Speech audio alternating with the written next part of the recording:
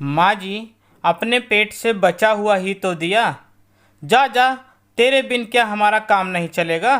शकुंतला जी नाराज होते हुए अपनी काम वाली बाई कमला से बोली। माँ जी, किसके बगैर इस संसार में काम रुका है। इंसान चला जाता है तब भी काम तो चलता ही रहता है। कमला भी थोड़ा तेज आवाज में बोली। इतनी ज्ञानी है तो क्यों बेफजूल की बातें करती है। कभी रोके हैं तेरे पैसे हर महीने टाइम से पहले ही दे देते हैं, दूसरों की तरह नहीं जो 2 महीने के इकट्ठे करके देते हैं।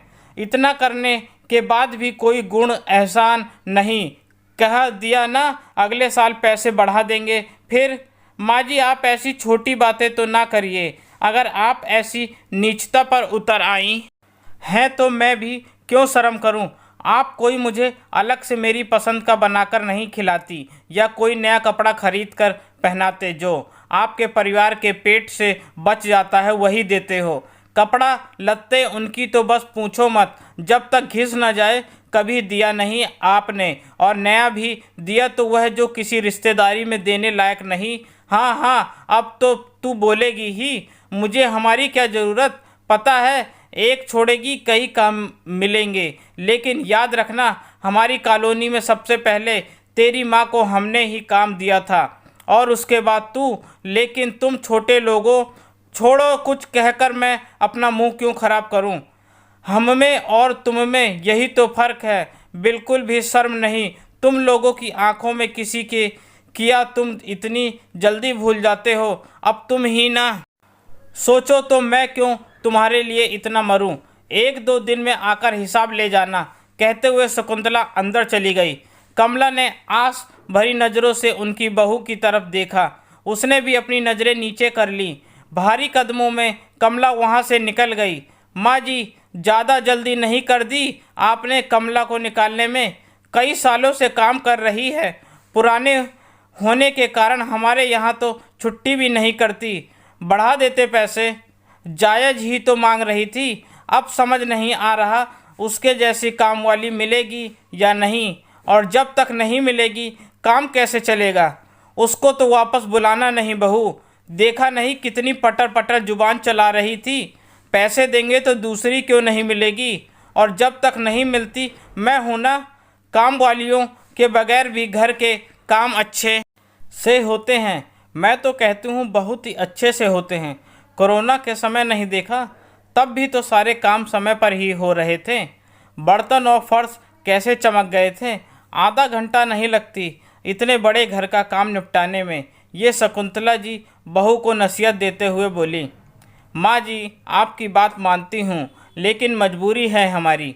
कोरोना के समय सभी घर पर थे, इसलिए मिल बांटकर काम निपटा लेते थे। अब हम दोनों ऑफिस जाते हैं और बच्चे स्कूल, सब कुछ मैनेज करना इतना आसान नहीं। और फिर इतने सालों से वो यहाँ पर काम कर रही थी, इसे हर चीज़ का पता था। नई कामवाली को नए सिरे से समझाना पड़ेगा। तू फिक्र मत कर, सब हो जाएगा।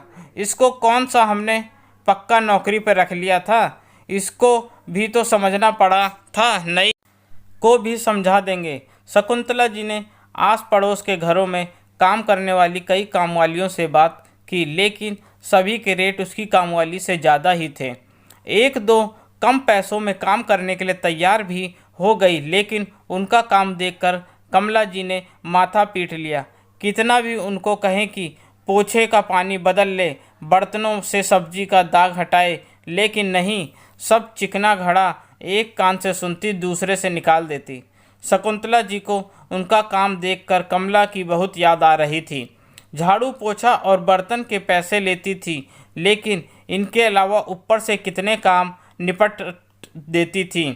कभी कपड़े सुखा देती, कभी सूखे कपड़े उतार लाती, तो कभी उन पर प्रेस कर देती, कभी पौधों में पानी दे देती।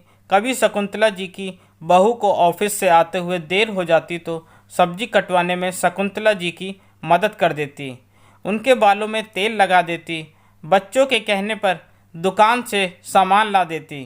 कमला के यह काम तो किसी गिनती में ही न थे, ना कभी उसने इनके पैसे मांगे।